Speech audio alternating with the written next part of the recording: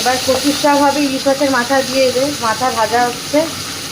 দেখো তেলে গোটা জিরে, তেজপাতা আর কাঁচা লঙ্কা ফোড়ন দিয়ে দিয়েছে। এবার কচু শাকটা দিয়ে দেবো, মানে সেদ্ধ বা ভাপিয়ে নেওয়া কচু শাকটা দেবো।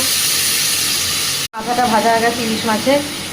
তো কে কে ভালোবাসো বলবে। ইলিশ মাছ মাথা দিয়ে কচুর শাক খুব টেস্ট হয় খেতে। বাঙালিরা তো সবারই প্রিয়, আশা করি সব বাঙালিরাই খায় মোটামুটি।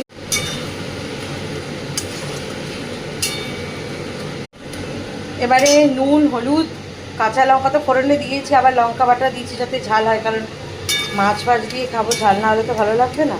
দেবে এটা পুরো শুকোবে, এখন এটা যে আছে এরকম ভেজা ভেজা পুরো। এবার ইলিশ মাছের মাথাগুলো দিয়ে দেবে, দিয়ে এটা আস্তে আস্তে হবে। ইলিশ মাছের মাথাগুলো ভেজে দেবে এর মধ্যে। কচুর শাক ইলিশ মাছের মাথাতেই রেডি হয়ে গেছে। কত অল্প হয়েছে দেখো।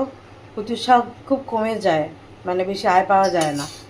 তো ব্যাস এইটুকুই হয়েছে। যাই হোক, এখানে খুব দাম কচুর শাকের, অল্পই কিনেছি, 120 টাকা করে কিলো নয়ডাতে। তো সেই ব্যাপার, কলকাতায় যেমন খুবই এর থেকে কম দাম আশা করি সবাই বলছে।